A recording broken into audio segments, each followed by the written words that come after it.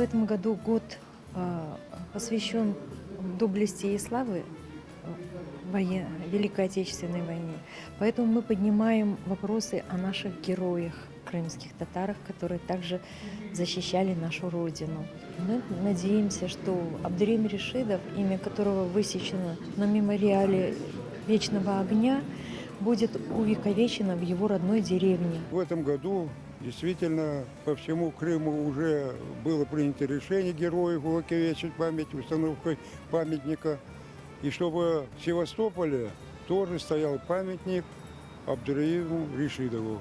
И школу 46-ю, где он учился, чтобы назвали именем героя Советского Союза Абдураима Ришидова. Неоднократно уже и крымско-татарская община, и сегодняшние выступающие говорили о том, что у нас есть герой, который родился в селе Мамашай, и он герой Советского Союза, летчик. Его именем предлагали назвать школу. Я думаю, что это очень правильное предложение, и полагаю, что сегодняшний разговор будет иметь реальные последствия.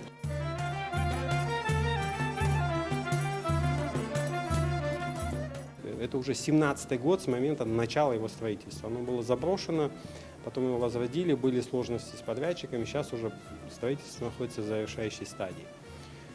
К сожалению, из больше чем 130 очередников живых сегодня меньше 70 человек. Поэтому каждый день просрочки строительства для нас это было болезненно очень. За последние полгода 3 очередника уже умерло. И поэтому для нас очень важно, чтобы дом все-таки в ближайшие 2-2,5 месяца было завершено строительство, очередники эти квартиры получили.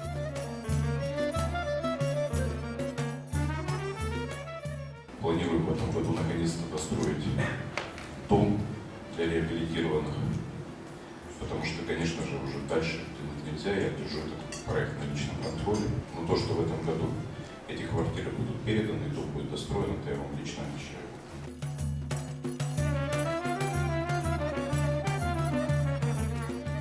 Исторически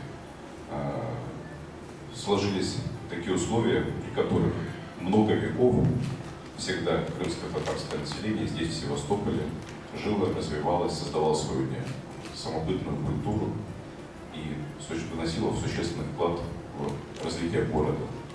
Также во все героические традиции города-героя Севастополя.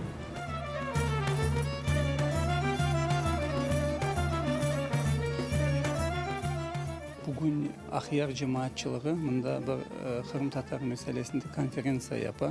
Biz daima kol tutmağa tırışamız Ahyar'daki bizim halkımızla. Çünkü mında halkımızın mevcudiyetini göstermeye gerek borçlumuz. Onu yapacağımız devamlı. Bugünkü konferensiya bu pek meraklı.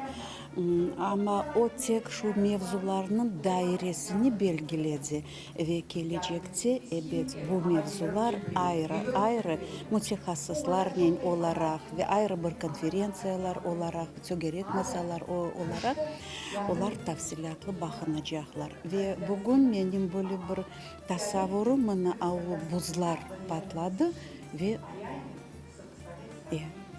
вот memnunum. Лед тронулся.